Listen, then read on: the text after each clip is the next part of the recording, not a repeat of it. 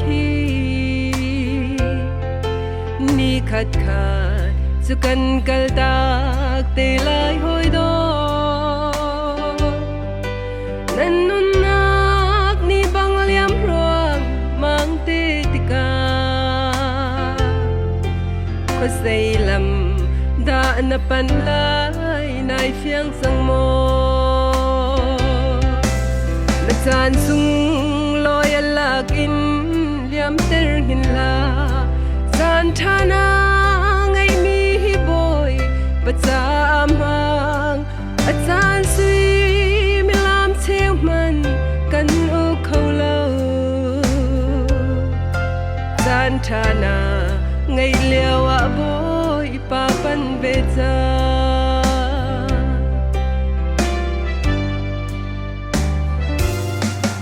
do tu sin in cloud jami hoi dot vial te na sual lei ba ji suni an cham piak chang vai lam chung in dot na thi sen alwan ter a thi sen in kan sual na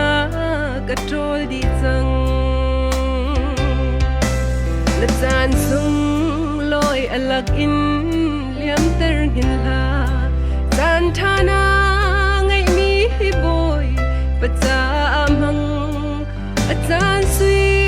mi lam cheu man kan u khâu lâu san thana ngai liao a boy pa pan ve cha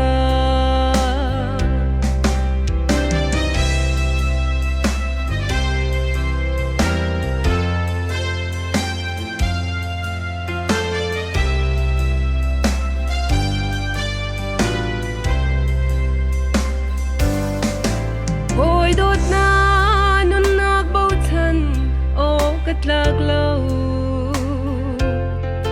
dur bang quai inni bang liam ruang mang te lai khi nu than pin nun na kong na ruat bal mo nai phiang mo kham thangam nun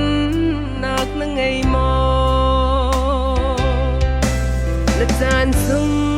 loi alak in liam ter hin la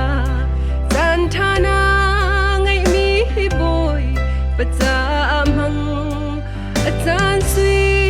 mi lam cheu man kan u khâu lâu san thana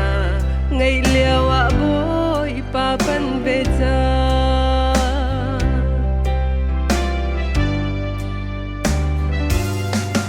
do tu nu ni fadot lau a kol tika thin lung kwai ta ai rami thli he a kol Jesu Christ ni mi sol lau sia mi bialte dot na ki san lanun na kin akan ko na chan sung loi alak in liam ter hin la chan thana ngai mi hi boy bacha amang a chan sui mi lam cheu man kan u khâu lâu chan thana ngai liao a boy pa pan ve cha na chan sung